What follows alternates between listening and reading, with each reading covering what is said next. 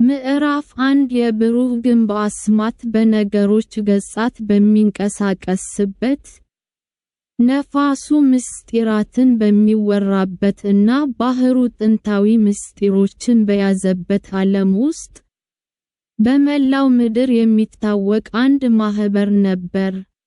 ሰማያዊ ግን እነዚህ ተራ መርከብ ሴሪዎች ሕይወታቸው እነሱ አስማታዊ መሐንዲሶች እና ብረትን ከዋክብት ብርሃን ጋር አብረው የሚሰሩ ጥበቦች። ታላቁ ውጤታቸው ኤስ ታይታኒስ ነበረች። ከሳውዝ አምፕተን ወደብ ስትነሳ መርከብ ብቻ ሳትሆን ከንጉሥ ሕልም የተሰረቀች ተንሳፋፊ የብር ግንብ ትመስል ነበር። አራቱ የጭስ ማውጫው በአንድ ጭስ ብቻ ሳይሆን በፀሐይ ብርሃን ስር የሚጨፍሩ ብልጭልጭ ብልቃን ያወጡት። በመርከብ አካል ላይ የደህንነትና የፍጥነት ምልክቶች ተቀርጸውበታል። በመርከብ ጥልቅ ክፍል ውስጥ ደግሞ ጳጳስ ይመጣ ነበር፣ እሱም የስምነት ክሪስታል ይባላል። ይህ በርሜል የሚያህል ሰማያዊ ዕንቁ ማዕበሉን የሚያረጋጋና ሰላማዊ ምልክት የሚያረጋግጥ አስማት ያመነጫል። በመጀመሪያ የገለጸዋ ላይ ሁለት ወጣት ሰልጣኙ ተሳፍሯል። ሊዮ እንደ እሳት ያለ ፊት ያለው የሶስተኛ ደረጃ የእሳት ድራጎን ጉዳይ አስማተኛ ነበር። ትልቅ እሳት መፍጠር ባይችል ሞቅ ያለ ብርሃን ማመንጨትና በፈገግታው ሰዎችን ማጽናናት አሳያው። ማያ ደግሞ የሶስተኛ ደረጃ የውሃ ፈጣሪ አስማተኛ ነበራት። ከአየር ላይ ውሃ በመሳብ የሚዘሉ ዶልፊኖችንና ወፎችን የመቅረጽ ችሎታ ነበራት። ምዕራፍ 2 በጥልቅ ውስጥ የሚሰሙ ሹክታዎች ለቀቅናቱ እንደ ተረት ያማረ ነበር። ነገር ግን የማያ አንድ ስጋት ነበራት። በጥልቁ ባህር ውስጥ የሚኖሩ የበረዶ መናፍስት ነቁ። እነዚህ መናፍስት እነዚህ ባይሆኑም ክብራቸው የሚነካባቸው። ታይታኒስ በታላቅ ድምፅና በብርቱ አስማቱ የግዛታቸውን ሰላም እንዳወቃቸው ተሰማቸው። ንጉሳቸው ግላሲየስ የምድር ላይ ህብር ጽሑፎች ጥንታዊውን መንገድ ረስተዋል። የጥልቁን ጸጥተኛ ቁም ነገር እናሳያ አለ። መናፍስቱ በአስማት ከአልማዝ የሚጠነክርና በጨለማ የበረዶ ተራራ በመርከብ መንገዱ ላይ አቆሙ።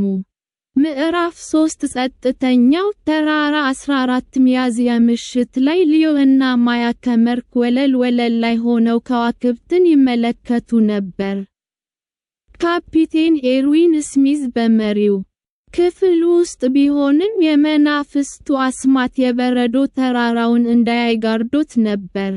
በድንገት የበረዶ ተራራ ታየ።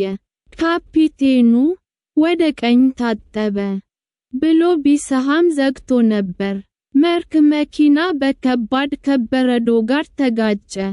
የስምነት ክሪስታሉ ቀለሙን ወደ ቀይ ቀይሮ ጠፋ። መርከብ መርመስመስ ጀመረች። ምዕራፍ 4 ወደየቦታችሁ። የካፒቴን ኤርዊን ዌር በመርከብ ውስጥ አስተጋባ። እኔ ካፒቴኑ ነኝ። አስማታዊ በረዶ መትቶናል። ክሪስታሉ ተጎድቷል። ወደ ድንገተኛ አደጋ ቦታችሁ ሂዱ። የማህበሩን ሕግ አስታውሱ። ቅድሚያ ለሴቶችና ለሕፃናት። ሰዎች በፍርሃት ቢዋቹም የካፒቴኑ ትዕዛዝ ሥርዓት እንዲፈጠር አደረጋቸው። ሊዮ እና ማያ የሰለጠኑበትን ጥበብ ለመጠቀም ለመርዳት ወሰነ። ምዕራፍ 5 የሊዮ ሙቀት። ሊዮ ወደ ጳጳስ የመርከስ ክፍል ወረደ። እዚያም በብርድ የሚንቀጠቀጡ ሕፃናትን የእሳት ድራጎን ጥበብ የቤት ውስጥ ሙቀት በማለታችን እንቃኛችሁ።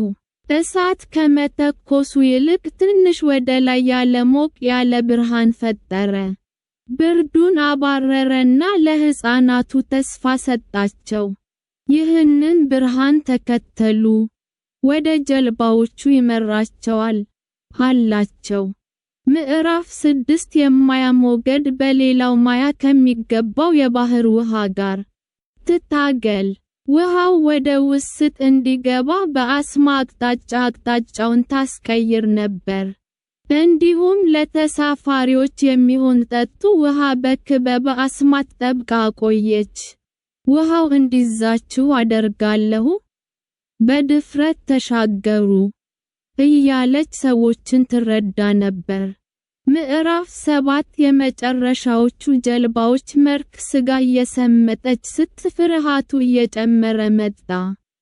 አንዳንድ ወንዶች ወደፊት ለመገፋፋት ሲሞክሩ ሊዮ በመካከላቸው ቆሟል። የካፒቴኑን ትዕዛዝ አክብሩ፣ ድፍረታችሁን ሌሎችን ለመርዳት ተጠንቀቁ አላቸው። በማያም የውሃ አስማ ምክንያት በመጀመሪያ ሰዎች ወደ ጀልባዎቹ በሰላም እንዲሳፈሩ መንገድ ሰራችላቸው። ምዕራፍ 8 የክርስቲያኑ የመጨረሻዋ ጀልባ ሊዮ፣ ማያ እና ካፒቴኑ ብቻ ቀሩ። ታላቋ ታይታኒስ የመጨረሻ የፍላጎን እያደረገች ነበር። የስምምነት ክሪስታሉ ለመጨረሻ ጊዜ ደመቀ። ይህ ብርሃን በባህሩ ላይ ያሉትን ጀልባዎች በሙሉ የሚያበራ መመሪያ ሆነ። በሩቅ ያለው የካርፓቲያ መርከብ ይህንን ብርሃን አይቶ ወደ እነሱ መጣ። የበረዶ መናፍስት ንጉሥ ግላሲየስ የአስማ ማረፊያን ድፍረትና መስዋዕትነት ሲያሳይ ተደነቀ። ልባችሁ በትዕቢት ሳይሆን በድፍረት የተሞላ ነው በማለት ባህሩ ይህንን ምሽት ለዘላለም እንደሚያስታውሰው ተናገረ። ምዕራፍ 9 አዲስ አፈ ታሪክ በካርፔቲያ መርከብ ላይ ሆነው ሊዮ እና ማያ ታይታኒስ በከዋክብት ስር ስትሰምጥ ተመለከቱ።